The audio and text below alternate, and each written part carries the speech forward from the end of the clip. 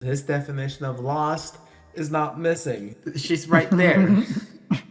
On this Deltarune survey, over 2,000 people rated what they thought about over 300 Deltarune theories. My co-host and I have ratings along with text responses and old theories just to look back on. Which theories were liked? Why were some theories even made? What did they think about? Kris is the human. It's the main character we play as, if you didn't notice. And they're the only human in this hometown full of monsters, if you also didn't notice. I don't know, they've got a lot of theories that some people think, like, mischaracterize them and such. There are a few good theories in here, but what do you think about what we're going to talk about today? Kris is cool. There's some fun Kris theories. Like, half of these are, like, very plot-defining or, like, kind of big, important mechanics within the narrative. The other half are kind of just, like, how does this tie back into Undertale? Yeah. But yeah, let's just get going with these. These first few go into, like, Kris's identity. So, this first one is... Kris is Chara. So the summary I wrote here is that Kris has a lot of similarities with Chara from Undertale. They wear a shirt and have somewhat similar behavior. They're both kids of Toriel and Asgore. Adopted, of course. That might mean they're the same. It's simple. I didn't write much more. Yeah. This theory is asking, like, if you think Kris is Chara's Undertale dimensional counterpart in the same way that, like, Toriel is Toriel and stuff. Same character, different dimensional counterparts, you know? Not in the same way that, like, Sans is Sans, but literally the same Sans, as in he, like, dimension hopped, right? Yeah, it's not evil genocider possessed by Chara third entity, you know, that stuff comes way later. It's not that. Yeah, it's not Kris is, like, Chara post-genocides jumped to Deltarune and now they changed their name.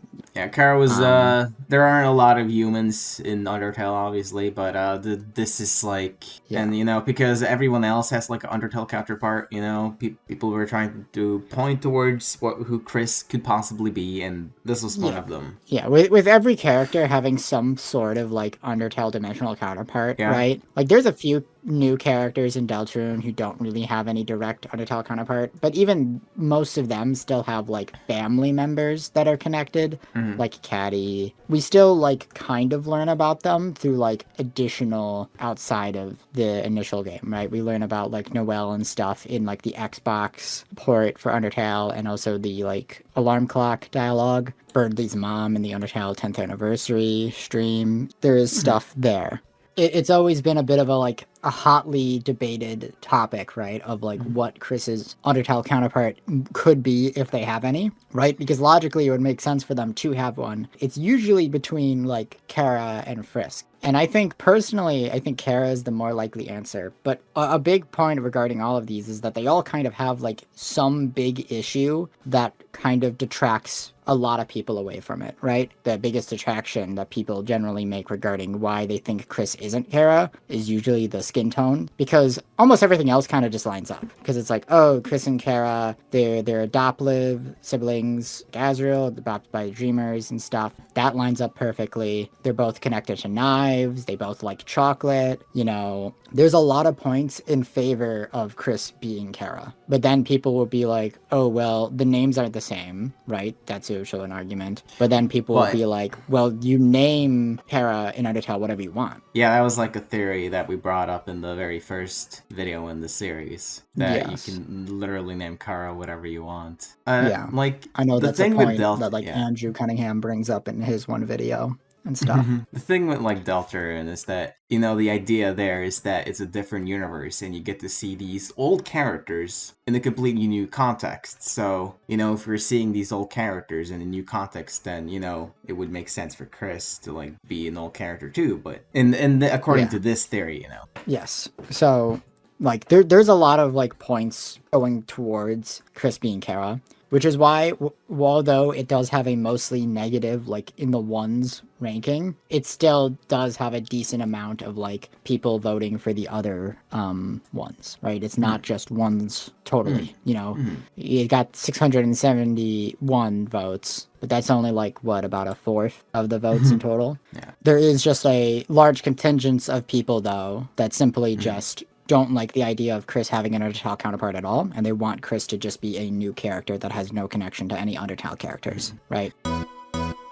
Well, this is where me and Chestnut were a little bit confused and unsure with these results, and felt like they might have been misinterpreted. You know, it just says Kris is Chara. That could be misinterpreted as like, oh, Chara's possessing Kris and stuff like that, or travel to Deltarune, or anything such, you know? Some of these other identity theories were also kind of rated similarly with like a bunch of ones. Kind of all of them got ones across the board, for the most part, except for like Kris is a new character. When we first saw these graphs, there was a bit of a discussion we had of like, is this accurate that people misinterpret the question? Because I don't remember this theory being like that negative, right? But then after like going over the stuff, asking some other people and like thinking back about it, we realized that, no, yeah, these are pretty accurate graphs. That like, if people misinterpreted the question, that was like a small amount of people. It did not like actively sway the graph too negatively over what people were actually believing regarding this. And that these graphs are accurate towards what the question's asking. Like the problem initially was honestly kind of my fault of me misremembering how unpopular these theories were. And then in reality, the graph was just kind of a wake-up call for me of like being like, oh yeah, no, these theories were not fucking popular and people did not like this shit. When I looked back at my own like graph and my own survey and people were like dominantly Kris is a new character, no Undertale counterparts, like that kind of reminded me, oh right, yeah, that was the dominant answer, wasn't it? That these theories were never that popular. You could find plenty of people being like misinterpreting these theories as literal instead of referring to the Undertale counterparts, you know? Some text responses said like, oh, bad if it's literally Chara, good if it's like the Deltarune version. But you would also see people writing the exact same stuff. Instead of giving a 1, some of them gave like 5 or even like 10, like high up. So, which is interesting. Yeah.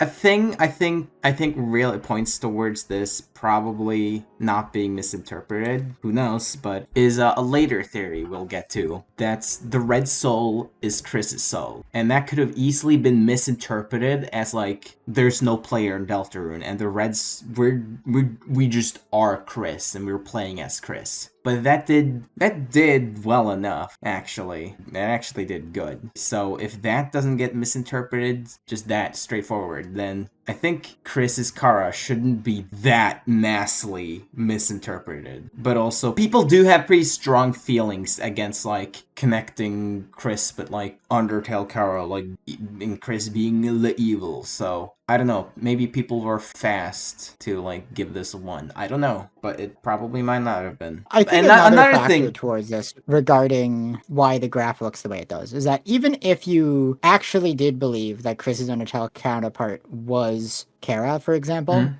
it would still make sense to give it like a 5 or a 6 as opposed to like a 10, right? Because even if you do believe it, are you necessarily going to believe it on a strong enough level that you're going to say, oh yeah, it's a 10 out of 10, it's absolutely already confirmed, basically? Like, personally, well, that depends. Chara is my favorite of these theories, and I probably wouldn't have given it above a 6 or a 7, you know?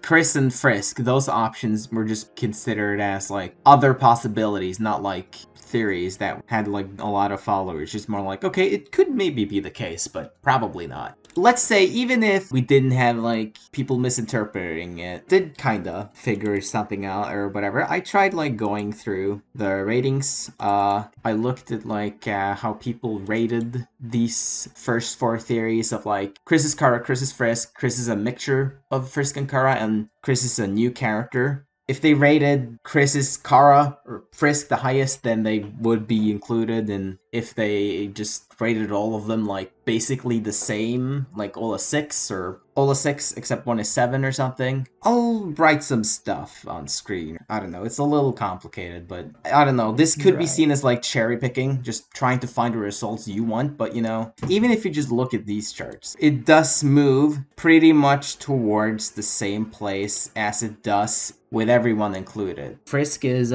still like the lowest rated one out of all of these 4. then it's like Chara, then it's like a new character, and then it's like a mixture. And those top two are pretty similar anyways. So it's not really that different when you trim down the results. So it doesn't really make too much of a difference. But like I said, the red soul is Kris's soul thing. With that example, it probably isn't a misinterpretation, I think.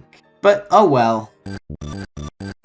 Kris is Frisk. Here, the idea is that Kris has a lot of similarities with Frisk from Undertale, and they look alike a lot more. Closer name, like a similar looking name. Same hair and skin color, different clothing, but that doesn't mean it's not Frisk at all, you know? We see like Toriel and other characters wearing completely different clothing, so it's not like can't change clothes. And you know, wasn't Chara, I'm thinking about this now, but wasn't like Chara the same age or as like Asriel in Undertale or whatever? Then they fall down. Yeah, that was also kind of a point, but also like the ages don't really matter. I would say the ages are like the least important thing. Yeah, but basically, looking at this compared to Kris's Chara, a little worse. Still basically around the same place. When it comes to like arguments people generally would make in favor of this theory, it was generally, you know, the same skin tone. They're both like yellow. Also, oftentimes point to the clam girl dialogue.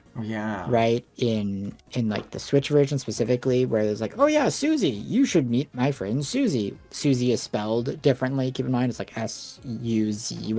And then, you know, she turns into a goner. And it's like, the time you meet her is fast approaching, right? Obviously referring to Susie in Deltarune. So people would often use that as like an argument for Kris's Frisk. And then another one, which was a bit less common, but would also see used sometimes, is the argument that their names are similar, but spelled slightly differently. Which also happened with Susie. That's a bit different though, because that also happened with Susie. With the Susie part, they would incorporate both at the same time. And right? also, Frisk is also literally the main character, kinda. Yeah. That too. They're also the character being controlled by the player and stuff.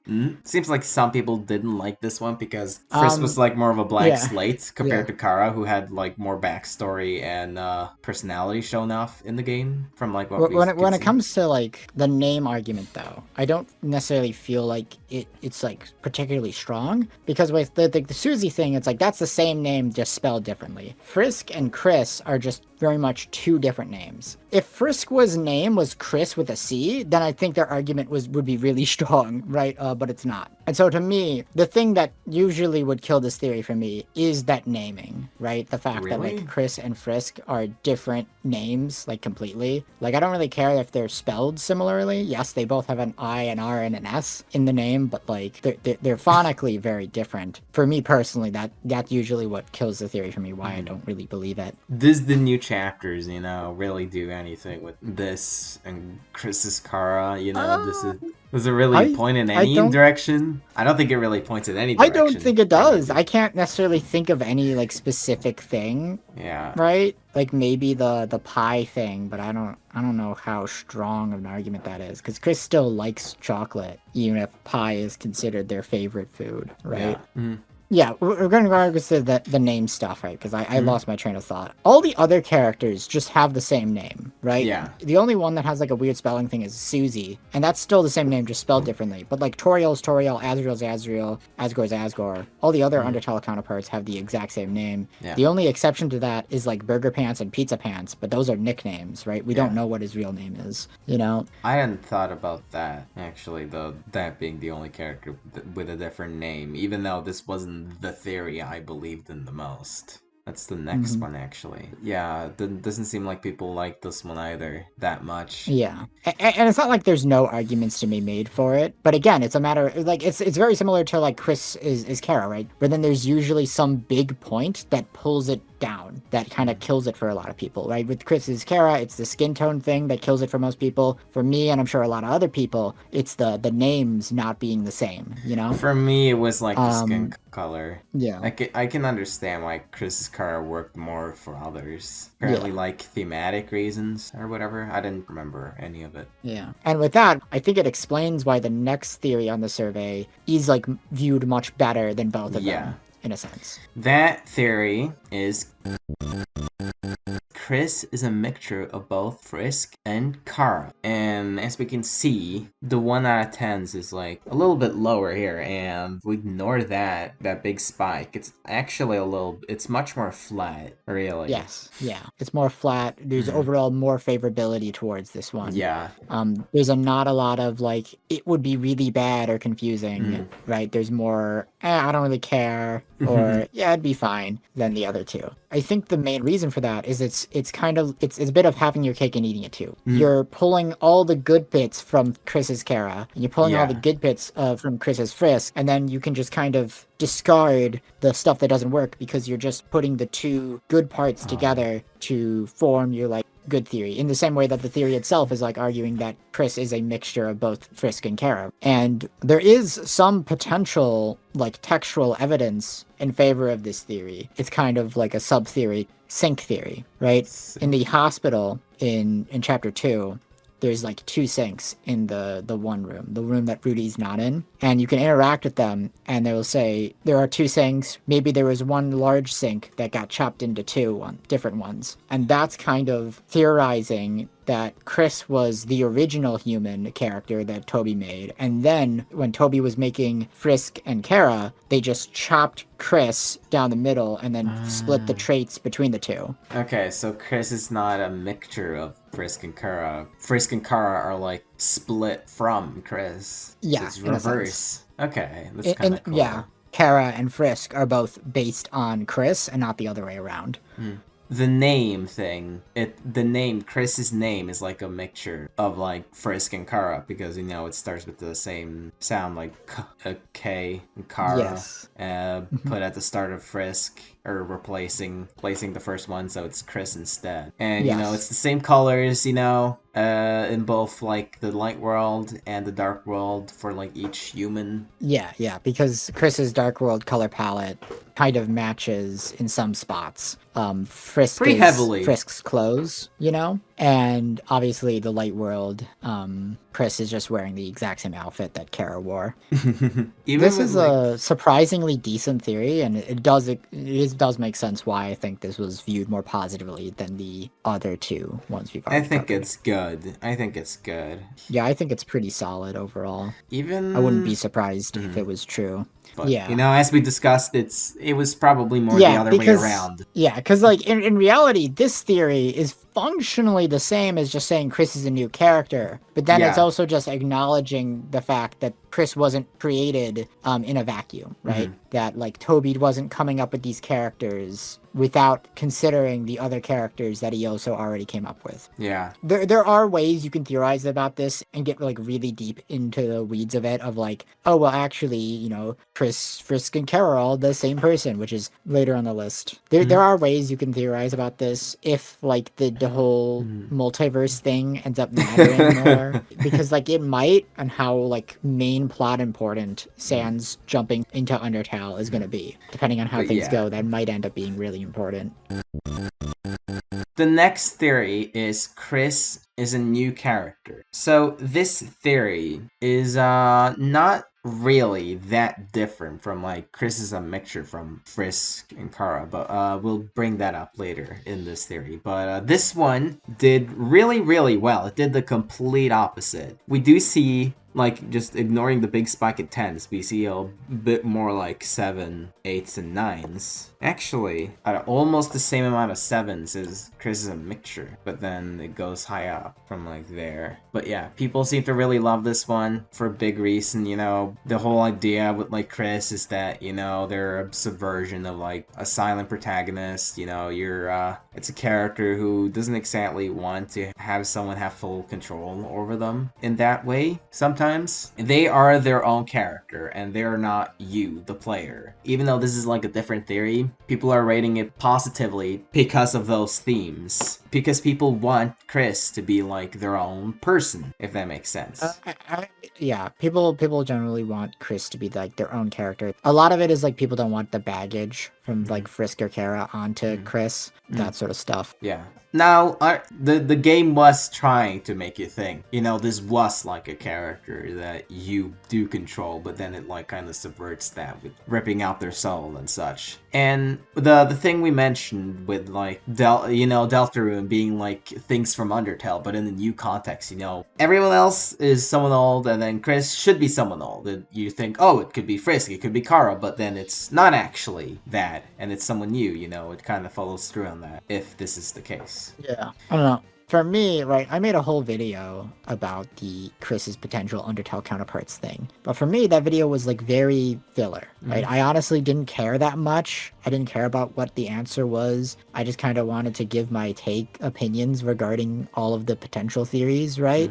Like when it comes to Kris as a new character, I spent very little talking about it. I was like, Kris a new character, it's like it's like the dominant pick. I get it. Probably the most likely to be right, but also like it's a kind of like a discussion ender. Like there's nowhere to go from this, right? The way I referred to this theory in the summary on the survey was since they seem to have too many similarities with both Frisk and Chara, they could just be a completely new character. It's simple as that, But like I said earlier, Kris is a new character and Kris is a mixture. Those are just kind of the same thing in a way. How exactly? Yes, very similar.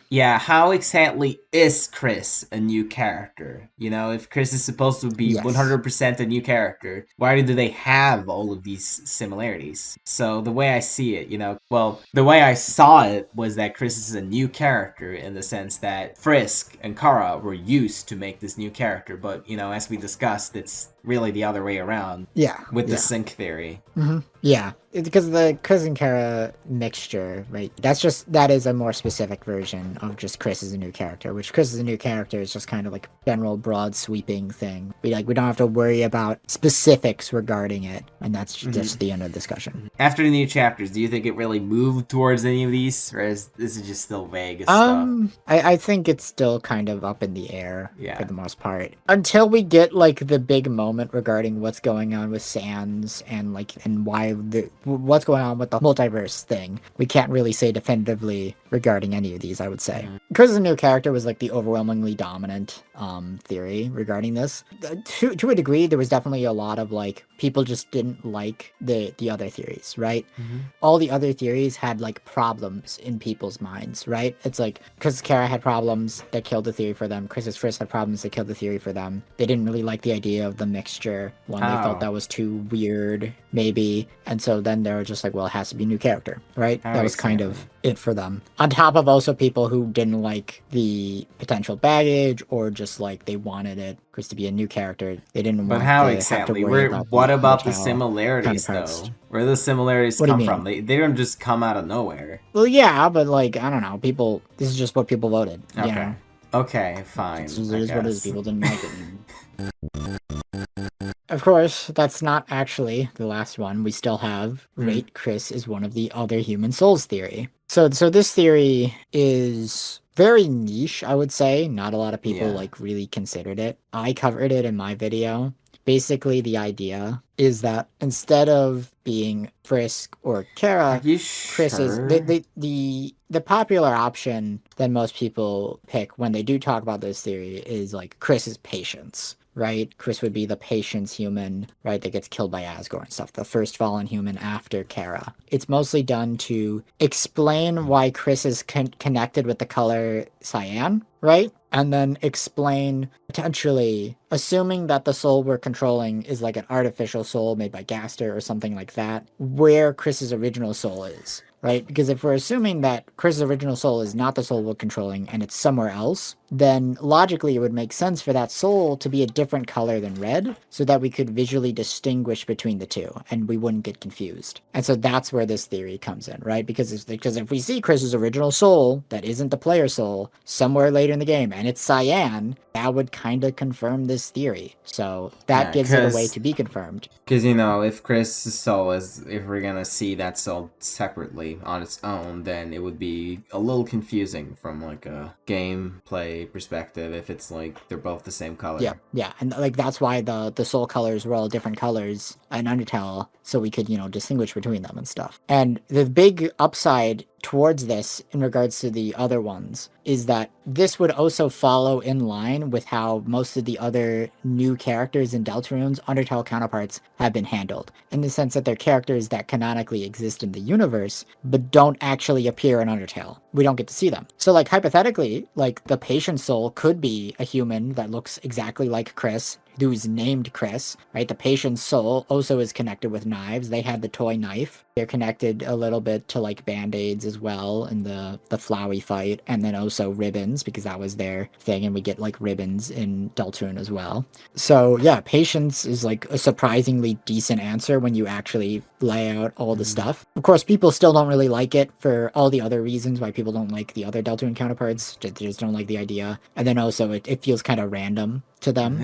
Yeah. I think it's okay. It's I could weird, see it happening. though. It's weird, though. It has less ones than Chris's Chara. That is weird. But it also doesn't have, like, a lot of, like, 7s up, right? Yeah, it doesn't. It has less 7s, 8s, 9s, and 10s. Compared to, like, makes sense. compared to Chris's Frisk and Chris's Chara. I think this might specifically be a moment of, like, the specific people who took the quiz, like, you know, a good amount of them would be from our audiences, right? And so because I made, like, a pretty strong argument for it in my video covering it, that kind of made people view the theory a bit more positively, which would make them more incentivized to give it, like, at least a 2 or a 3. I mean, Jaru As opposed also, to a 1. this was also a theory that Jaru had, you know. Yeah, that was, he said as that well. Science Soul was probably the most likely one out of the 6 human souls. I So mean, it was a like I theory said, about it's that. like when you look at all of the optional candidates, if you've like been like, okay, Kris has to have an Undertale counterpart, if you're saying it like that, then Kris being Cyan is kind of like the best option because it doesn't have any of the problems that Chris's Frisk or Chris's Chara does, but then it also has a lot of like extra points and then weird benefits. I know you really like this theory. Yeah, I mean, I would say probably give it like maybe a 5. I'd be generous to it. I think it's very possible. For how I feel about this theory is that it all comes down to whether or not the soul we're controlling is Chris's soul. So I know we'll talk about this later, but Yeah. just to touch on it briefly, I could totally see the soul we're controlling being Chris's soul, and then Kris is just like a new character or a mixture. Or I could see it being the soul is not Chris's soul, and then Chris's original soul is Cyan, and that this theory is right. And so for me, it's very up in the air based on that, because that's the more important one. That one has more plot ramifications and stuff than whatever Chris's Undertale counterpart is. I feel like that's going to determine how the counterpart thing's going to play out. And I think Kris being Cyan is a viable option. It is like on the table, and I think it is like something that should be considered. There are a lot of theories on this survey that I obviously don't believe in, but, you know, I had to write summaries for these. But as long as the summary was functional, that was really good enough for me. I wasn't, like, trying to be, like, the best person ever at like, playing devil's advocate. I just needed them to be functional. If it was, like, a paragraph, then that was good enough for me. So it starts off kind of fun enough. And then I kind of bring up other stuff like, oh hey, what if Deltarune is a reality where Chara doesn't exist and stuff like that. It's a completely different theory. I bring up a completely different theory just to like argue for this theory. Some people point that out, you know, like these are kind of 2 separate theories. Yes to the first half, no to the second half. Wouldn't Toriel and Asgore be dead? Or, you know, so people, that kind of gets acknowledged, you know.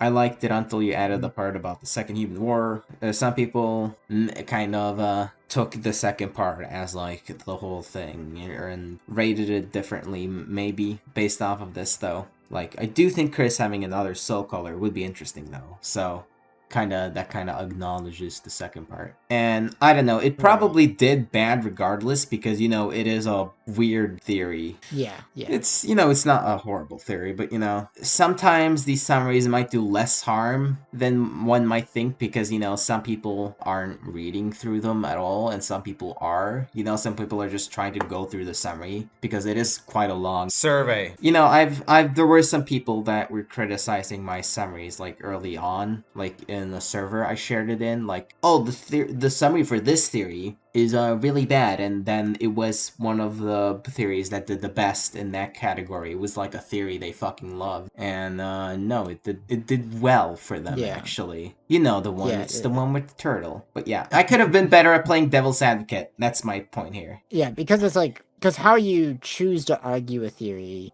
matters a lot to people. It's like the arguments you make will convince people or convince people against it, right?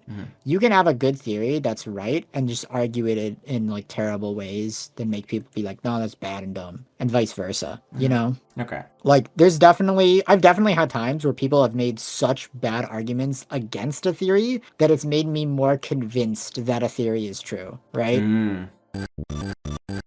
Kris is a vessel. So I wrote here, when going down to the bunker in chapter 2, you'll get like a cutscene with like 2 characters from the class, and they're talking about how the bunker is scary, and they mention Kris, and you know, it kind of draws the connection that like Kris has some sort of connection with the bunker. They don't say what it is, and you know, maybe this is where they came from, you know? There are already a bunch of other Gasser connections between like the bunker and the Godmaker, so that would kind of fit, and they do have like the same like silhouette to like the vessel, unless you pick the bold cut. As I wrote in the summary, it builds further into the idea that Kris is like a subversion of like a silent protagonist that the player would usually put themselves in. It's not, while it might be something we build, that doesn't make that character us. So this vessel that Kris is doesn't want to be controlled. It's not the same vessel in the Godmaker, it's just a vessel. So they just escaped from the meat factory, you know? Yeah, this theory is kind of similar to something Paper Trail kind of did with Kris. Yeah, basically, yeah. The idea is that Gaster made Kris, you know, in the same way that we make the vessel at the start of the game, and then they escaped.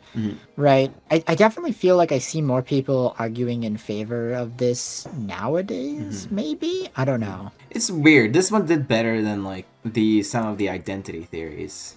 It definitely did surprisingly decent, although not a lot of like 9s or 10s, right? A bit more flat on the lower scale. Yeah. So with the bunker evidence, you know, we already have like this stuff with like deaths that was brought up in like text responses. I think they had trauma related to deaths with the bunker, you know? That's what it seems like seemed like to be instead, you know, and that's what a lot of other people thought it was, you know, back with just chapter 2. This, even though this theory wasn't really that liked from these ratings, you know, some people did write like surprised and confused, but ultimately peak fiction, you know. I don't know, I thought that was like funny to see. Some people said they liked it, but it had like a low chance, you know. I kind of suggested at one point in one of my videos, but not that I believed in it, but it was just an idea I was throwing around, you know. But yeah, the thing with this one is that it works kind of thematically, but it's just doing what the game is already doing with extra steps, because, you know, Kris is like already subverting the tropes of them just being a silent protagonist, them not being a character that you are. They are still their own person with them just being a regular human.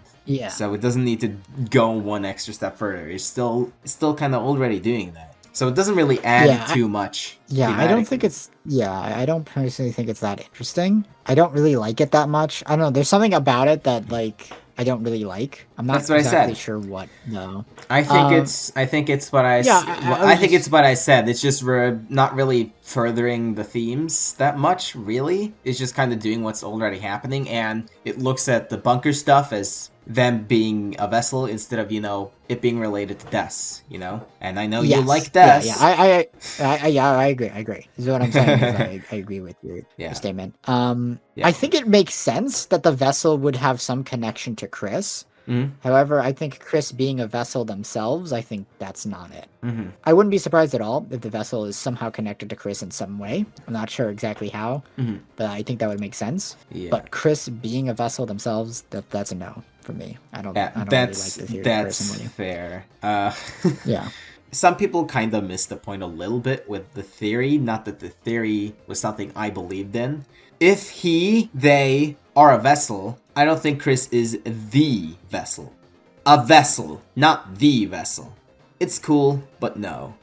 The whole point is that they're their own person and not a vessel to control. Even though I kind of mentioned in the summary that Kris wants to not be a vessel that you control, because even though they are a vessel, but they don't want to be controlled that way.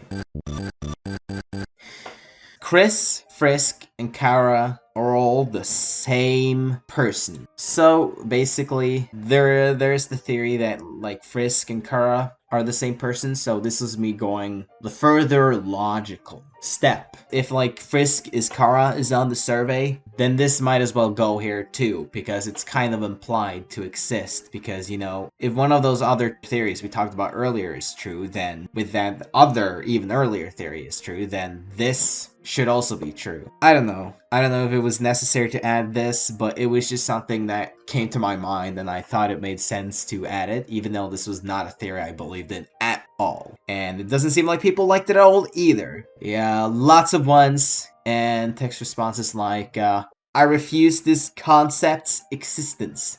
This seems like it's overcomplicating everything. I would kill all three of them. Yeah, people hate this theory. I don't really care. That's fine. I feel like, I don't know, I don't really care. That's fair. I don't really care either. It's like, if this theory ended up being true, I would not care / mind, to be honest. I don't know. Maybe I just, I get hit with too much propaganda from my mods. Alright. Right, we gotta mention Tulpa Frisk here. It's mandatory. I don't actually want to mention it. I'm being forced to right now. There's a person. Nobody knows what that is. Okay. I don't even know what that is. I'm one of the only people that knows what it is, and I don't even know what it is. I still don't understand it. Kind of understand it, but I don't understand it. Frisk wears the Tulpa clothing. Yeah. Okay. Kris is a half-human. So this theory states that Kris is a half-human and half-monster. Kris is a weird character, so them being a half-monster wouldn't be that out of place.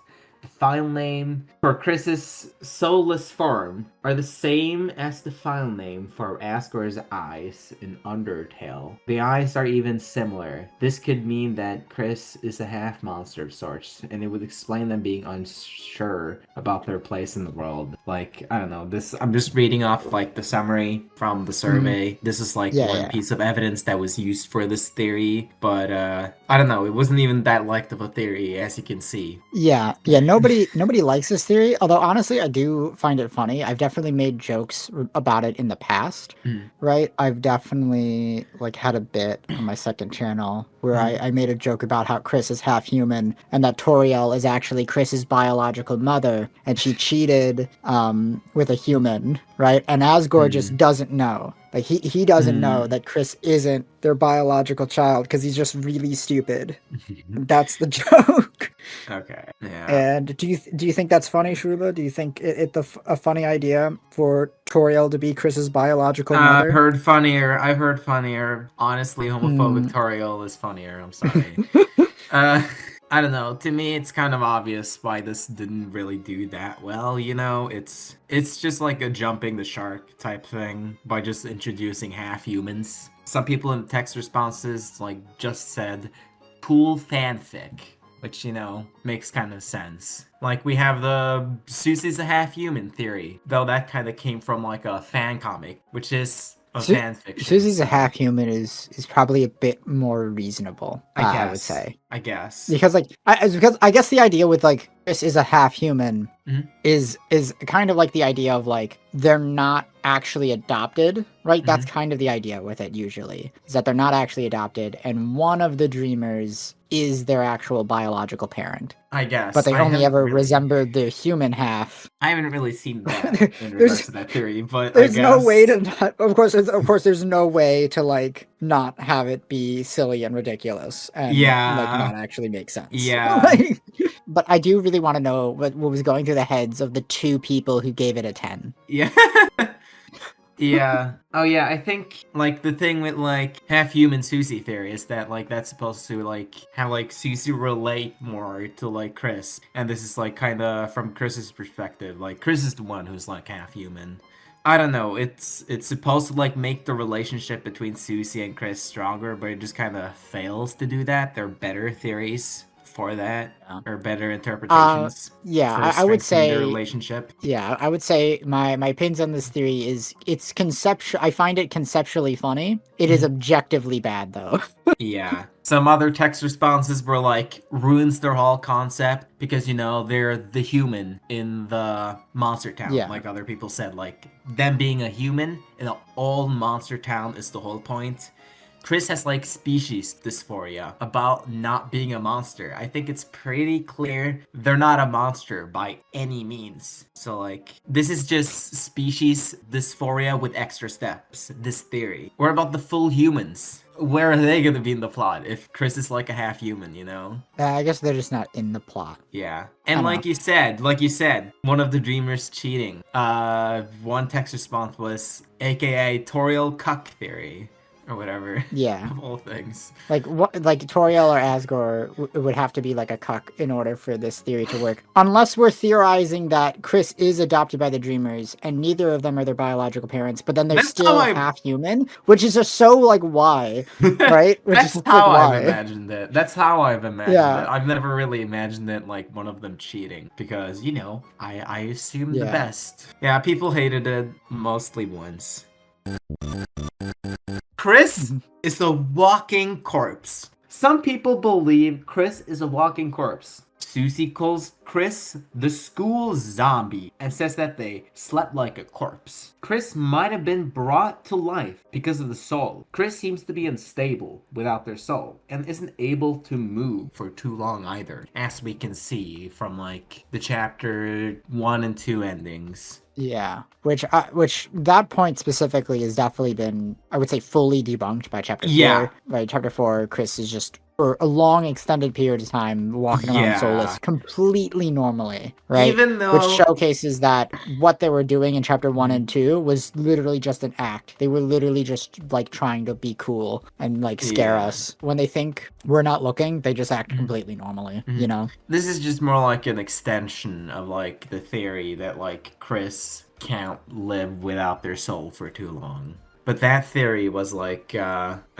used heavily against like Kris Knight, and then Kris Knight wasn't even true like in that way, and then this theory, and then that theory was wrong. But like yeah, this theory is just completely wrong basically, or it could be true in some weird way, you know? Yeah, I guess it depends on how you define a corpse. I feel pretty confident that Kris has been soulless throughout like the last 6 or 7 years, you know, of their life. That like Guest or a friend, right, took their soul when the bunker incident happened that caused Des to disappear and then eventually turn into the night. If you're counting as that being killed and becoming like a zombie thing, then maybe, I don't know.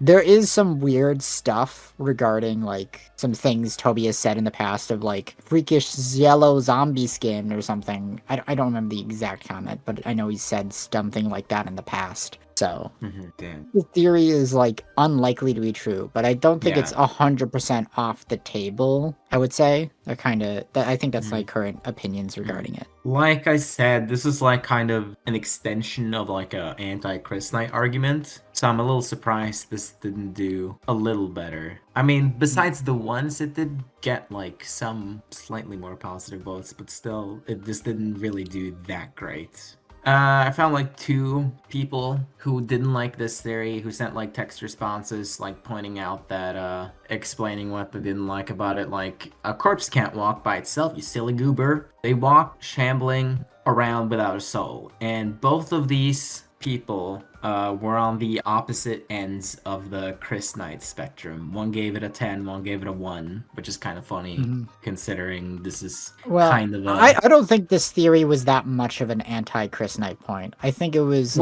like Kris not being able to walk around without the soul was an anti-Kris Knight point, and that was like a component of the theory. But I wouldn't necessarily say that this was like an offshoot of like anti-Kris Knight. That's fair. That is fair. I don't well, it is kind of an extension of one of the points of like the arguments against the theory. Yeah. If that makes sense. I don't know. I mean, this theory is just it's a bit odd when you think about it, because like, what are we defining as like a corpse? What are we defining as like Kris being a zombie, right? Well, Kris should be more walks around, they talk, they eat. how are we defining zombie here, you know? Yeah. Like, what makes Kris undead Yeah. in the scenario? Because they seem perfectly alive like any other normal person is. Yeah. And they can die, you know? It's like... I don't think the people who were, like, arguing for the theory, or even I, myself, when I wrote down this, like, summary and stuff, I didn't imagine it as literal. Because, like, some text responses definitely interpreted that way. Like, soulless, like Flowey, possibly, but not dead. Yeah. Because, like, Kris being, like, soulless and Kris being, like, a literal zombie, you know, like, those are two very different things, right? Yeah. It's like, I feel like in order for us to say that Kris is a walking corpse, that means they have to have, like, what, total organ failure? Like, their organs have to not work, That's funny right? to imagine. But they literally eat things, so...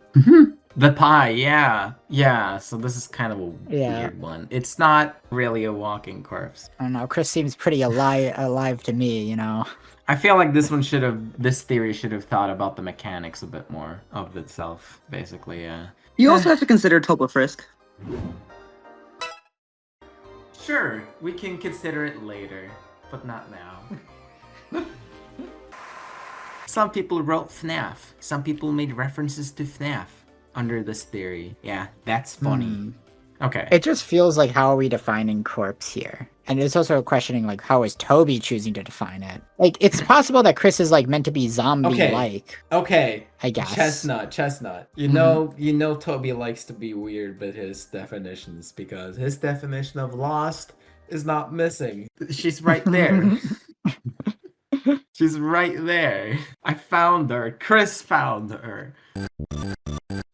Kris is trying to save Des. Some believe Kris isn't evil, and they're doing what they're doing for more sympathetic reasons, or whatnot. Kris trying to save Des would explain why they made the fountain, even after a weird route. Even though Noelle got hurt and all that, she would still get her sister back. And such. The Spanton sweepstakes site, there was a webpage under the link Des. You're talking about the Find Her Lost Girl stuff. Des's guitar. The song that plays is called Find Her, and this is like supposed to be one of the more important parts of the game, like this relationship. Anyway, Kris is trying to save Des theory. I would say it's about as close to hard confirmed as it can possibly be. This was definitely the theory overall that has aged the best, I would say. Probably the entire survey, this theory aged the best. I guess it depends on how you look at it in a way. The way it was looked at back then, it wasn't like Kris is trying to save Des, who is currently running around making fountains, you know? Well, okay. In terms of how people would theorize how it would affect the plot, they were, I would say, a little off in the sense that the game, like, stuff was seemingly teasing the idea that Kris was acting as the knight to try and find and save Des, right? Yeah. However, what's actually happening is Kris has already found her before the start of the game, and that they've both conspired to do this elaborate night plan in order to save her, right? Seemingly in order to save her. That seems like the most likely motivation for them to have. Okay. It didn't do bad, like, rating-wise. It did do... Yes, this was well. a pretty well-liked it wasn't, like... theory overall. There are theories of it, like... It had, like, mostly, like, 6s, 7s, and 8s. And some 5s, too. But, you know, this isn't bad. This is very few votes below 5. It's mostly in the positive range, so this is a well-received theory. And it's aged very well. You know, if you were guessing that the plot of the game is going to be Kris doing night stuff in order to save Des, and that their relationship with Des is going to be a big component of the plot and story, you were just correct for the most part. Yeah. You know, because that is more or less what the plot is. Some details maybe weren't correct, but, like, I would say the details are generally the least important parts of theories, right? It's much more about the broad strokes. And broadly speaking, just the sentence, Kris is trying to save Des theory, and that's why they opened the fountain and are doing all these things. That was just correct, I would say. That was just correct. Kris is actively working with Des, who is the Roaring Knight, as her, like, squire, her second knight, right? Who is doing all the same things that she is herself doing doing, on top of doing additional things that only Kris themselves can do, like seal the fountains with the soul, which is obviously a huge component of the night plan, and seemingly is something they're doing specifically to try and achieve whatever end goal they have, which is most likely mutually beneficial for Kris and Des, right? That seems to be the case. I will be shocked if they're doing all of this and also Des is planning on being dead by the end of it. That just seems kind of silly. Like, why would they do any of this if the end result is going to be, oh yeah, well, we die, and then also maybe Noelle also dies? Like, that just seems silly. It's like the stuff they're doing, there's got to be some kind of reason for it. Yeah, this theory, Kris like trying to save Des, that was pretty much my guess for like Kris's motivation back in the chapter 2 days. I thought that this would be like a close relationship between like Kris and Des, and I believed in this theory, and also the next one, which we'll get to just in a little bit. Looking at like text responses, we got like one of the more compelling theories explaining the chapter 3 Dark Fountain and Kris's trauma with the bunker, because or we'll get to the next one. I feel like Kris isn't the one trying to actively do this, but I could see it happening. Yeah. When it comes to like Kris trying to save Des, it kind of had to be either, in order for it to like work and really make sense, I do feel like it would have to either be, Kris Knight, or what we actually ended up getting, which is Kris Des multi-night, Well, we'll talk about that in a later video. Well, of course we'll talk about that in the night video, of course. Yeah. There were some text responses here that kind of made me a little annoyed or whatever. Like, I don't think Kris is evil, but I don't think they're looking for Des. I wonder exactly what their motivation would be.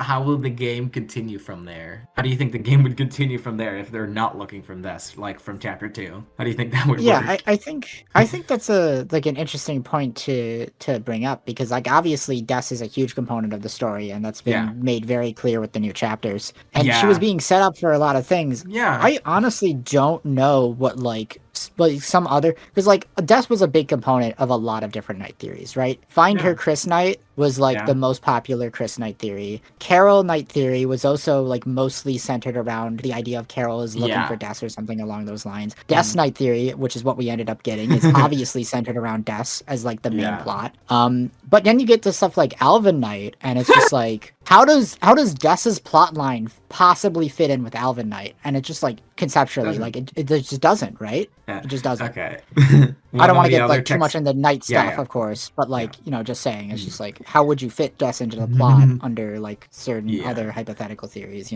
One of the other text responses that kind of annoyed me was, this requires you to assume that Kris is evil. What exactly does this person mean? I don't understand what they mean. I don't know. I think they mean like opening the fountains is evil, but like if you're saying that argument, then Kris has already showcased that they're evil by opening the fountain. Yeah.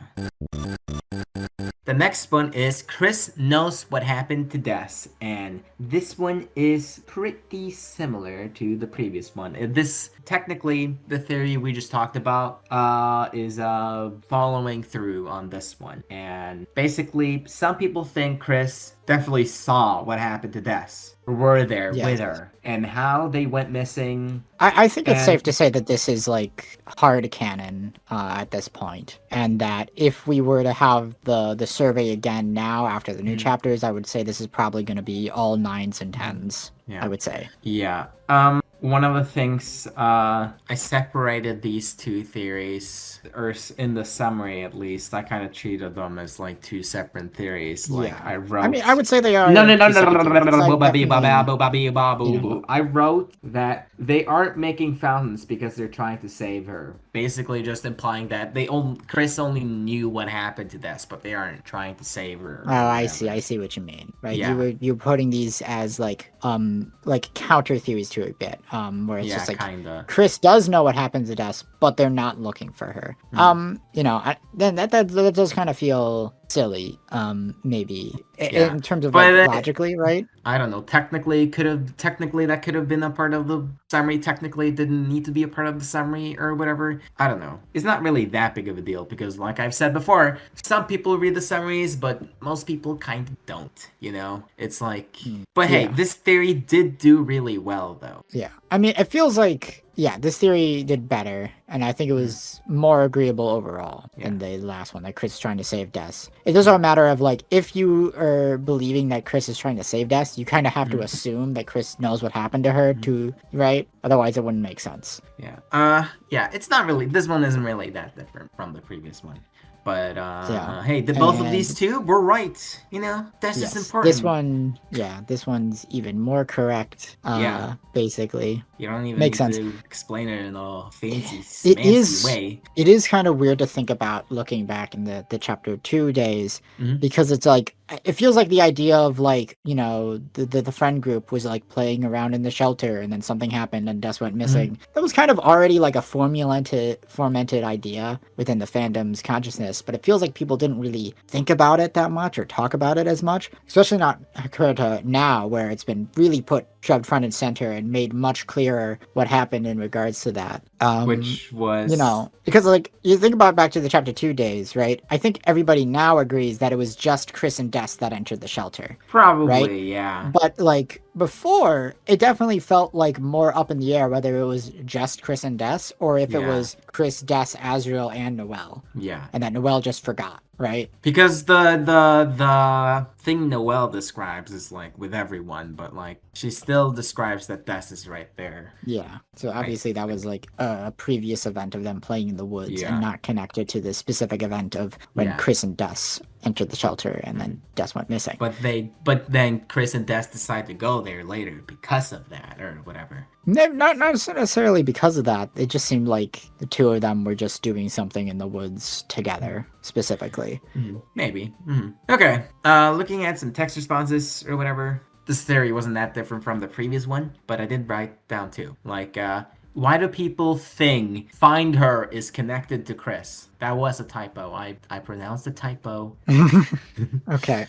Why do people think it's connected to Kris? Because it was. We were right, baby. I mean, it also definitely was connected to Noelle in a sense, because that was also a part of the Spencer Sweepstakes of like Noelle looking up stuff for Des, trying to find information on her and stuff.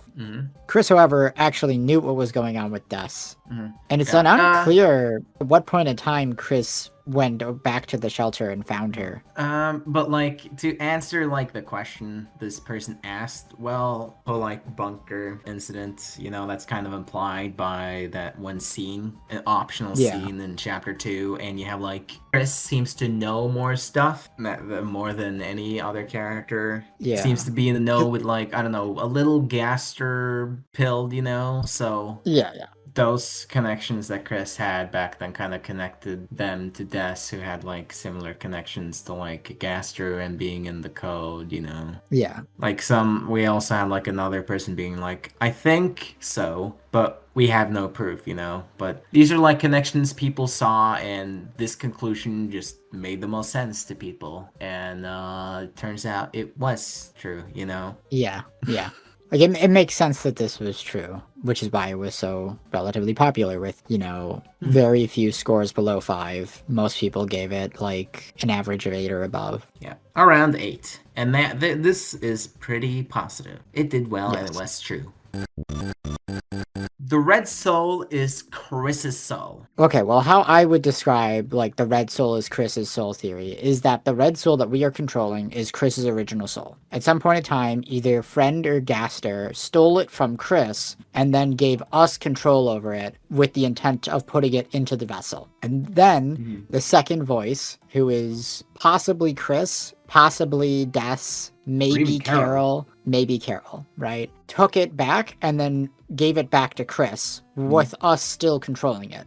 So the soul is Chris's original soul. It is meant to be in them. It's meant to just contain their personal will and stuff. But Gaster has overrided Chris's will with ours. And now because of that, we control the soul and whoever the soul is inside, which is of course Kris. And that logically throughout from the whole like maybe banishing the Ageless Heaven thing or just simply beating the game, right? That will remove the player's control over the soul, and then the soul will go back to being Chris's soul like it was before, right? Yeah, that's the theory. On the original summary that I wrote in the theory survey, one of the evidence I threw out that would be like foreshadowing, like how Spam describes Kris, and they describe Kris as like hearts on a chain. So if the soul was your soul, then that description would not make sense because you're the chain and not the heart. Yeah. But it's heart on a chain, you know? And I'm pretty sure Ralsei in chapter 1 also says, like, that's your soul, Kris, right? Yeah. This one's, okay, looking at the ratings, this one's a little all over the place. It seems like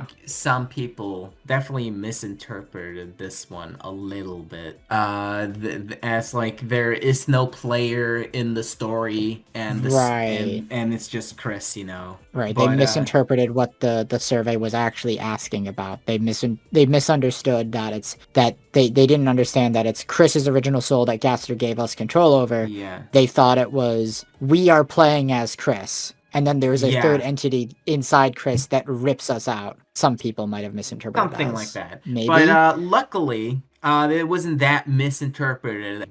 Right, because this theory wasn't meant to be asking like player character meta narrative stuff. This was just meant to be asking whether or not we have control over Chris's soul now, thanks to Gaster. If the alternative, which would be Gaster made a new artificial soul for us to use, and that Chris's original soul is just somewhere else right now. I right? want to talk too. You're very talkative. Sorry, I don't know. I did write on the summary that we've taken control over Chris's soul, and that this is still Chris's soul. We've just taken control over it. So that was the idea. So it was explicitly stated, but yeah. Maybe some people might have misread it still. Yeah. But overall, I honestly don't think that many people, judging by the graph, I don't think that many people misunderstood. Yeah, not maybe many people. Like I said, but I think this graph is still pretty accurate for what the theory is actually asking for. Yeah. Because I do think this is kind of how it looks. This one didn't do that bad. It did do fine. It does pretty well, and it does make sense that this wasn't like dominantly like 9s or 10s, because that's not how I feel like that's not how dominant the theory is. Personally, while I do lean towards this theory being true, I don't think I would personally give it above a 7. I'd probably give it a 6, honestly. Okay. Honestly, I think the next one is probably more likely, but it could go either way. Yeah. I think the other one is more likely just because of the intro of the game. Yeah, that's fair. But the thing with this one, right, is that if this is wrong, then you then have to ask the question, where is Chris's soul, right? Oh, yeah. And then that opens up a whole additional can of worms that now needs to be answered, you know? Yeah, that's we've talked about. Yeah, that's it's kind of like the Kris is one of the other human cells theory that we talked about earlier. So that opens up those theories as like a possibility. And I guess we should move on to the next theory. Yeah, because it's pretty intertwined with this one. The red soul is us. We've taken control of Kris, with their soul being replaced with one that we control. Gaster invited us to download survey program. When we open it, he'll say, "Are you there? Are we connected?" The heart like appears, and then he says, "Excellent. You were the one connected. It's your soul." Our artificial soul. Yeah, this some kind of like artificial human soul or something along those lines that Gaster makes that we are in control of, right? Chris's soul is somewhere else, and that we are playing as the soul in that way. Like, it's our soul. It's not Chris's soul that we've taken control of. I do feel like it maybe got a little bit more positive interpretations just from maybe a few people again, like interpreting this through a meta lens of like, oh well, we're playing as the soul, with the soul as the player character. Yeah, so from therefore a this theory is meta a 10 out level. of 10 true. Yeah, So- from a meta level, this would just continue on with that. That's kind of Yeah, personally, why I lean like, more to it. yeah, personally, between this and the last theory, right, I am kind of 50-50-ish between the two, and I would say it's very up in the air still. That is fair, but this is the one I just believe in, to be honest. I would have probably given them both about a 5 or 6. Really? Okay. Not Yeah, one. in the Okay. sense that, like, I could see it going both ways. Either of these could be true, but they also contradict each other. Yeah. Of course, Well, with this theory... I don't. Yeah. If two theories kind of contradict each other, sometimes I might still give the other one a positive score, even though I'm like, oh well, it's not the one I prefer. That's true. Well, the thing with these theories, right, is one or the other has to be true. Yeah. They can't both be false, and they can't both be true. Yeah, but so, you like, don't have to. If the first one is true, the other one is false. If this one is true, then the other one is false. Yeah. Right? But you don't have to hate the other one. You know, you can be like, oh. No, you don't. Like I said, this is why I gave them both 5s. You know, I said 5 or 6s. That's one way of like rating. I feel even on both of them. Okay, right? but So that's back how I on would topic rate it. to the theory. Yeah. You know, like I said, the Gaster intro kind of goes further with it and whatever. Yeah. It is still kind of unclear which one it is, but I still just leaning towards this one fully. Yeah, these theories are very still much up in the air. The new chapters did not give us any like hard swings either way, I would say. Do you think it ever will, like, fully? I think it will be answered, absolutely. Okay. There's no way for it not to be, because if the soul we're controlling is not Chris's soul, then Chris's real soul should probably come into the plot at some point, right? Yeah, I guess it will. Yeah, fair enough. Like, there's been a lot of theories going around that the night, you know, is like Death with Chris's soul or something along those lines, and right? Then Kris with Death's soul. Right, and that theory entirely hinges on the red soul being our soul being true, right? Yeah. You know? Yeah, that is funny. And, like, I don't even think that's that bad of a theory. I think it's, like, very reasonable theory. I think it's, like, pretty viable. It could be true. It makes sense. Right? I don't necessarily think it is true. It's not, like, the most likely answer for what's going on with Death in the Night. But I definitely think it's a possible answer. And, funny you say that. That's literally the very next theory. Before that, I just want to read down before that. But also, like, in regards to that... I want to finish my statement. Sorry. Right. In regards to that theory with, like, the knight having Chris's soul, for me personally, if we're going to do that, I would also kind of want Death's third entity to be true, to be honest. I would want Death's soul to be inside Kris. And then having them done a soul swap. I think that would be neat. That's very intertwined with the next theory. There is one text response that I wrote down here, I guess. These two theories can both be true for the purposes of the story and the game. Will not specify which is correct. I don't know. Yeah, I guess. I think that's maybe highlighting the, you know, that some people did in fact get confused regarding the wording of the theories. That some people did not interpret this as a new soul that Gaster made for us to use, and instead interpreted it as, we're controlling it, therefore it's us, right? Yeah, maybe that's why it did so positively. Maybe a little bit. Yeah, it definitely feels like it got skewed in that direction. But I don't know. But I still think it would have done better either way. I personally feel like I've seen a lot of, like, debates and discussion, and that have been pretty 50-50 overall regarding whether or not the soul is Chris's soul or soul Gaster made for us, you know? The red soul is Death. Oh hey, that's the silly little theory you like now, apparently. No, that's different. This is different. I'm not saying that the red soul is Death. I was saying that there's a third soul. Well, okay, would be a second soul, but there's a second soul that's a third entity inside Kris that is Death. Whether or not she has any control over Kris right? That's not it. It could be a Kingdom Hearts thing, right? How Kairi is inside Sora in Kingdom Hearts 1. It's like that, right? I don't remember exactly where this theory came from in like the chapter 2 days. Was it like a Jara theory or something? It might have been a Jaru theory. I know he had like a weird Chris Des theory and stuff. Yeah. But I don't remember any of the details about it. It's so weird to me how he said that how he thought Des wasn't gonna be like that important, considering he made a video like that and considering what ended up happening. It's so weird.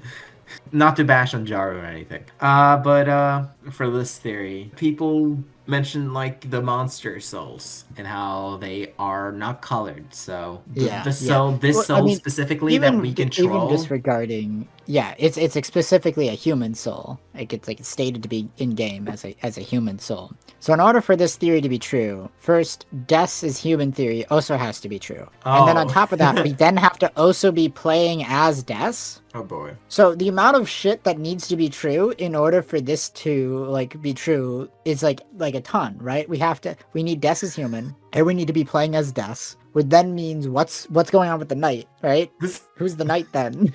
This does just sound like a weird alternate universe Jara theory. Yeah.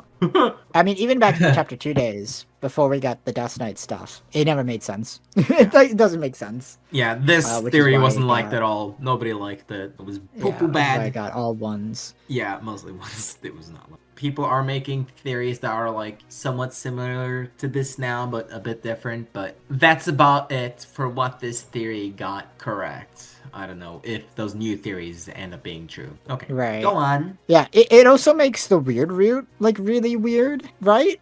Oh, it's like the logic is we're playing as Des, right? It's basically Jaru's like we're playing as Azrael theory, but replace Azrael with Des, right? Yeah. That's what I mean. It's that makes the weird route even weirder. More incest. And it's like what? Damn. Yeah, definitely wrong. See, a 0 out of 10. 0 out of 10. When you describe it like this, it gets an ironic 10 for no. I don't know if I want to say that. Whatever. Let's just move on. The player is controlling Kris only in the meta narrative. Like, speaking of Jaru, this is a Jaru theory. Basically, you can interpret Undertale and Deltarune having like the narrative is like 2 separate narratives. We have the in-universe narrative and the meta narrative. They are basically separate, but you can interpret lines as like the dialogue is like, oh hey, they're talking to me, but they're also talking to a character who's like a stand-in for me, the player. Yeah. And if like the soul is literally the player, then that would put like the main narrative into the wood chipper or whatever, whatever he said in that video. He throws the regular narrative into the wood chipper. I feel like because Jara usually argues this using piles of Azrael's dust, that like we're playing as Azrael and Azrael's controlling Kris. I think that's not good. Honestly, though, I would like to give it a little bit of like best faith attempt, like try to Iron Man this theory a little bit. In my eyes, the best way this could hypothetically work at all is if we were playing as some dead random human that Gaster happens to be like trying to resurrect Frankenstein style using the soul stuff. And that when we're typing in the name of who we are, that's Gaster asking for the dead human's like name that we give. But that's just right. It's that's not just Gaster, Undertale again. Yeah, exactly. That's the idea, right? It's like, so instead of it being device theory, where Gaster is connecting to us, being from a higher plane of existence down to the world of Deltarune and all that stuff, it's just Gaster reviving a random dead human. Yeah. For me, though, my kind of explanation for why this theory was kind of even a thing for Jaru. One person pointed out in like the text responses, like, we are a player, but the characters don't fully know who we are. I feel like that's I feel like that will be true, like this person says. And that's kind of where the misunderstanding came from, you know? There's not going to be some epic, oh my god, we're literally in a video game, like plot twist moment. Yeah. Like, Jaru kind of took it too metaphorically or whatever. We're we're the angel. That's the in-universe stand-in for us. Yes. The characters will interpret us as the angel. They're not going to refer to us as the player of the video game, you know? Well, yeah, especially that, right? Because it feels like Toby has gone to great lengths to set up all this stuff in universe to try and make the meta narrative angle of it make sense within the regular narrative, right? Like that's what the whole angel stuff is being set up for. That's what all the device stuff is set up for. For me, I think device theory is just like more or less correct, right? Maybe with like a few points slightly off. Maybe, but like for the most part, seems like it's just right in terms of how the game is handling this specific aspect of itself, right? The meta narrative in regards to how the player is meant to be existing within the universe. I do like how this is written, the game. I like that it's not. I like that it's not like, oh my god, this is a video game or something. I don't know. Yeah, we do have Noel being I mean, like, oh, it's like Dragon Blazers. I don't think. Yeah, I mean that's different. That's different. I like that it's not going too far. It's still. You're supposed to kind of treat the world of Deltarune as its own living world in and of itself. Yeah. Right, and that we are simply a being from a higher plane of existence that is imposing our will down onto it. In the same way that hypothetically, heaven would exist on a higher plane of reality from us, a truer reality, and that angels would then descend from heaven down to earth and enact their will and whatnot onto our world. That is the idea. That's why the religious allegory is being utilized. It's meant to create these layers of fiction, right? Where we have like heaven, right, in above us, and then our world, and then the video game world of Deltarune, the light world, and then the dark world, which is a fictional world within the fictional world, right? And it's all meant to have these layers of fiction, right? Which is something I go into in my, Noella's Jesus video. Okay, that's a little off topic from Kris. Let's go. What do you think? One person said that as a text response, this is misunderstanding what a meta narrative is. Like, I've definitely seen people say that about like Jaru's definition of like what a meta narrative is. How do you feel about that? Because like I feel like I don't remember what exactly he said, and I don't remember how exactly. Like I said, the regular narrative and meta narrative, they exist separately from each other, but they go parallel with each other. And in Undertale, obviously, like suppose it is dependent on like how you're choosing to personally define meta narrative, right? Yeah, because in Undertale, we have like actions like saving. They're like in-universe actions. They're not like fully meta, you know? Right, because there's a difference between a meta narrative and a regular narrative that is meta, right? Yeah, I guess that's what Jaru thinks this game is. Like a regular narrative that is meta. Okay. Yeah, for like text responses, people did mention Jaru, like because this is a Tera Theory, so he is brought up, like including like his steak favoritism, In the summary, I wrote like basically he thinks that we're controlling Asriel, we're playing as Asriel or whatever, because the idea here is that we are the player and controlling Kris, but we don't know who we are in universe, who's controlling Kris, On the summary, I wrote like the angel, and then as a joke, I wrote like a secret green version of Muffet. Someone in the text responses acknowledged it. I want to be Green Muffet. Well, you won't. You won't ever be Green Muffet. Yeah, because like the core premise of this theory, right, is that we can't simply just be us controlling Kris. The player cannot be the player character. Therefore, there must be some other player character. Yeah. Right, that we're actually controlling. Like in theory, that still is a thing with the soul. Right, the player character is the soul. Yeah. Wait, we didn't talk about the ratings. Whoa. Surprisingly, I thought this one would do a little worse, but overall, it is kind of flat. Mostly, it has some spikes in 1 and 5, but overall, kind of weirdly flat. Yeah. I mean, I suppose it makes sense that there is still a solid amount of Jaru fans, you know? Yeah. But yeah, Well, it's also not too surprising that, like, I feel like most of the 5s are probably from people confused regarding what a meta narrative even is. yeah. Probably, if I had to guess. Yeah, Which, like, fair enough. It is, like, a confusingly defined term within the fandom, it feels like, just because yeah. like Jar will say this is one thing, and then I've seen, we'll see people be like, well, no, Jaru, that's not what it means. And I'm like, well, what do you mean? I don't know. Like, what are we talking about here? Like, what are we saying when we say meta narrative, Yeah. I don't know. I don't know what Okay. people mean when they say it in regards to it, I don't know. For like a little bit when I first watched the theory before I kind of moved on to being like it's just kind of a weird misinterpretation like I explained earlier. It was kind of like the theory isn't that bad, but whatever. I'm glad I quickly moved away from that. Yeah.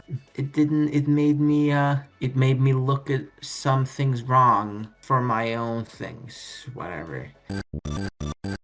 Kris themselves summoned something, and now it's controlling them. Like I just said, just at the end of the previous theory, like I was like, the theory isn't that bad, but also I think I might have moved away from it a little bit by this point, but I was like, I gotta be nice to Jaru and refer to this theory in like a way that like it's compatible with Jaruisms. But basically, Kris summoned the player and it's now controlling them, This something is the player, Yes. Do you think the See, name affected the no, rating?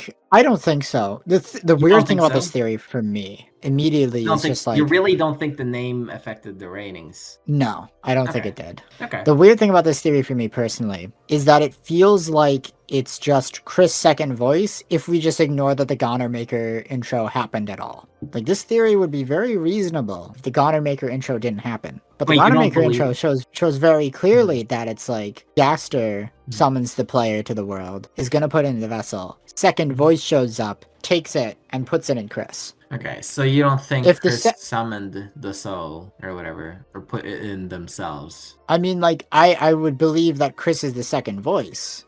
I would believe that even if Kris wasn't the second voice, they did agree to being controlled by the soul in a part of the night plan, right? So it is. But the idea was it that not like kind of not kind of partially true then? I mean, it's partially true in that sense, which is why it got like fairly positive but still middle ratings. Because like usually how I see this theory like described or depicted is like Kris and like Catty were doing demon summonings. And then they summoned a demon, which is the player, and now it's controlling Kris. Which, like, that would be a very, very reasonable theory if the Goner Maker intro doesn't very clearly showcase how we got into the world and who summoned us here. Well, yeah, that's like one way of looking at it. Like there are gazillion ways Kris could have summoned this something, the player, that is now controlling them. This theory can still be true if we are doing Buzz Lightyear, right? Gaster is actually Kris from the future. Gaster is old Kris from the future, right? Like the plot twist in Lightyear where Zurg is. Sorry if you wanted to watch that movie. That's okay. You shouldn't watch it anyway.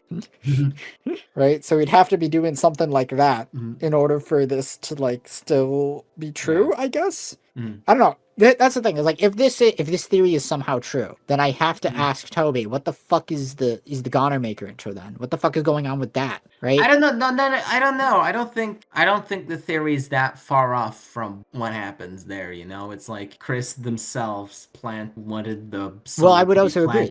Yeah, I would also agree. Right? It's not that this theory is like really wrong and really off track. It's pretty on track. It's just also like it feels like it was conceived while actively ignoring the Goner Maker, right? That's fair, but I don't really think it's that because like that different from like Kris's trying. That's the thing. It's not that different from Kris' second voice. but Kris Second Voice was also just already a theory. So like it's a different theory than Kris Second Voice, but also it does the same thing as Kris Second Voice, but in a way that it's just ignoring a plot beat in the story. It's just a weird theory to me, is what I'm saying, and I'm not sure how it got conceived. No, this is just me referring to it in a funny way. I don't know. It doesn't necessarily need to be like catty occult stuff, you know, like some people did send that in like text responses, but it doesn't need to be that specifically. It could be like, I suppose, through like if you are stuff, you know. Yeah, I suppose if you're still like doing this within the Second Voice stuff, if you're assuming that Gaspard was there and that Kris was a part of the summoning, I don't know. Like, I guess that could be true. Like, again, this theory is spiritually correct. I don't know. I don't think it's that different from like stuff like Kris is trying to save us. I don't really think it's that different. No, I think that's much more correct in like the broader strokes. I mean, okay, broadly speaking, this is more okay. I will agree that like broadly speaking, this is more correct. Yeah, I got you. It's worded weirdly. Is the thing, right? It's just like Kris Second Voice is already a theory, but that's how I feel about it. I would probably give this theory a 5 or 6. You know, this was more liked though. This did better. Actually. This was more liked than Kris Second Voice. Yes. On the survey, at least. That's crazy. What is this fandom doing? Because this is just that theory, but like it's phrased in a way that ignores the plot. No, it's been phrased in a way that they don't realize it's actually a good theory. No, that it's actually a theory. That's that they true. Don't that's like. true. Yeah, that is true. You know. Yeah, so a theory like this is good. You should be happy that this theory did well because it's like, oh, it's like the theory that I like that didn't do well, but it did better. But you get what I mean, right? I get what you mean, though. I get it. But yeah, it did well. This theory did well enough. It was a little more in the middle, but it still did well. Player is bad. So basically, this theory says that we see that Kris is not enjoying being in control. We see them scream after like the Spartan secret boss and such. We see them ripping out their soul to do their own thing. They didn't ask to be in control. And that kind of makes us bad for controlling them, you know? That's, I basically read what the summary said under the theory on the survey. And here we see that it's very all over the place. We have some people being like a big spike in 1s and 5s and a little bit in 10, but overall it's kind of flat. But yeah, it's a bit of a trident. Yeah, with like the right side point being shorter. People bring up how you get no choice in whether or not you're considered bad. There is way more nuance to it than player equals bad. I really doubt that's what Toby is trying to convey. How dare you play a video game that's not allowed, you know? So that's kind of where the 1s come from. It's like, we're just considered bad no matter what we do. And then the 5s, they kind of come from the weird root. And the weird root is like 50% of the game. So if we are like bad in like 50% of the game, then you should ideally rate this a 5. That's what those people thought, I assume, you know? And the 10s, I don't know, I guess they think like, well, we are bad in the weird root, so I guess we are bad then. Or I guess they agree that, Kris doesn't want to be in control and all that. But yeah. The weird thing about this, right, is it's just kind of like the player can do bad things in the game, but it's like you can also just not do bad things. Yeah, that's what I'm saying. That's what I'm saying. I feel like most of the time when I see this theory was like talked about or discussed, it was usually in victimizing Kris, right? Kris is such a victim, and that we're the big evil player for controlling them, and we're bad for just playing the game because that means we're controlling Kris, and Kris is just a little baby who doesn't want to be controlled by us, and we're so mean for doing this. And this has been debunked completely. Yeah. We know fully that Kris 100% is intentionally letting us control them in order to do their evil night plan stuff. Though there are points where Kris will be like affected by our actions, shown by the weird route, like We can be the extra scene in the evil. toilet. But yeah, the player can be evil in the game, but the player is not bad for just playing the game. Kris wants us to control them. Yeah. Okay, so like theories like Kris is the evil. Later on, like when people were asked like what the worst theory, Deltarune theory is, some people would say like Kris is evil or Kris genociding, I didn't put those specifically anywhere, but it would have been interesting to see the results if I did. But those were theories that people referred to when talking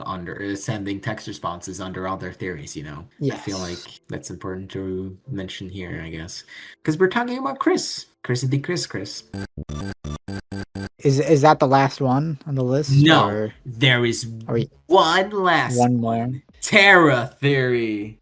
Oh yeah. Okay. It's better to just explain just the context of this. So like this is just a weird, obscure video that was like an inside joke in some circles. Do not send any harassment to this video of any kind or whatever. I don't know. This was like a joke in like Andrew Cunningham's server, specifically. The theory here is that Tera is the name for the Deltarune version of Chara, because you have Kris. Their name is like similar to Frisk, It is derived from like the second half of the word character, and Tera is currently in control of Kris, just like how Chara was with Frisk, though in Deltarune the dynamic is opposite. Considering this is a similar but changed world, Tera is morally good compared to Kris, who we see do wrongdoings, which means Tera is good. Later, Tera will take control of the vessel as their new actual body. That's why the clothing has 2 stripes, like the Deltarune version of a Frisk, who has one. And there's also like a point that there's like 2 sides who'll like go against each other. There's like actually 2 or 3 like groups of heroes, right? There was like an evil side with Lancer, Kris, and Susie, who all show their eyes, and then you have like Ralsei, Tera, and Noelle like all covering their eyes, and this is like both sides is like a prince and then like a human, a monster, and this is really, really fucking funny because it's like it accidentally predicted the fucking prophecy switching stuff in a little way, the role switching stuff in a weird ass fucking fan fiction crack ass way. I don't know if I'd say that. I mean, I feel like that was always kind of a theory, right? Was it? Like even in the chapter 1 days, people were like, yeah, "Oh, maybe Lancer's the real Prince of the Dark, not Ralsei." Yeah, like I said, it was a theory, and I'm pointing out what was right about this dumb fucking theory,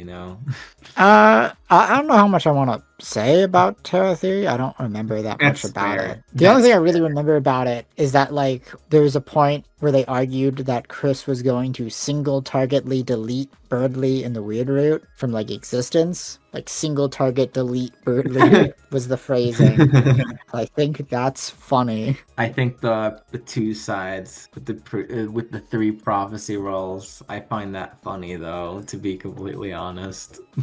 I think the image pretty close in the video is funny, just because it's a funny image. They have a weird, fucked up Lancer in there. Yeah, with the weird eyes. But yeah, that's most this theory gets. Because besides that, here's the thing about this theory, right? Why is Tera a thing? Why not just use the vessel? Yeah. You could have just made this theory with the vessel and it would have been like basically the same thing but better, right? Yeah. That's what I mean. That's what I mean. It is just the weird prophecy stuff, world switching stuff. But dumb. It's like, I don't feel like you didn't need to do the whole double name thing. It feels like you could have just had the vessel. Yeah. And like incorporated the vessel into the theory. Which is what we probably got. The vessel was like supposed to be like the original like main hero. Yes. Yes. Seemingly, yeah. Unless that wasn't the case and the second voice was always meant to show up and that was all part of Gaster's 10,000 IQ Keikaku, which I guess that's also possible. Like the counterpoint that you mentioned that was brought up in like text responses, like we already have a vessel, a car replacement, basically, yeah. But like most of like these text responses were like more on the jokey side, because you know nobody really liked this theory, more dumb and more weird than like third. I mean, like nobody even knows what this theory is. It got that's what I mean. That's what I 6 day views. Yeah, that's what I explained the context, because I thought it would be funny to put on here. I'm just restating that. Yeah, but yeah, the jokey text responses were like, peak, one of the worst theories in existence. Who comes up with these? And there are like lots of funny reactions to show. I'll show some of them on screen. I don't know what they are myself. I'm not editing the video right now. I'm talking, balking. For like final words for this category, text responses at the very end, it seems like people care about Kris, like emotionally. They are invested in their character, you know? Even though like those kind of Kris's innocent blurble theories are like kind of dumb. Not saying that everyone believed in them, but the reason kind of why people cling to that probably is because they didn't want like a relatable character to be like all evil, and they want to kill everyone, you know? Does that make sense? Yeah, I guess. Now, a lot of people cared about this aspect of the game, and people had a lot of knowledge according to themselves, you know? But yeah, Kris is a good character. They are the best silent protagonist because they do a little bit more than being silent, and I think that's cool. Yeah, Kris. That's it for me on this. Yeah. Are you happy? Yeah, I'm fine with that, I guess. And that was it for those theories, just within that topic. If you're interested in seeing more from the survey, then check out the videos from specific categories already out within the playlist, or subscribe for more of these, or other videos. Chestnut is coming out with a very exciting video about deaths this month, so stay on the lookout for that. Or you can subscribe for our personalities. I guess that's possible too. Who wouldn't want more of this goat? I already have enough of him. Well, that's it for me. Check out my Patreon, my Ko-Fi, my other art like music, or Chestnut's channel. Okay, see you later. Bye bye.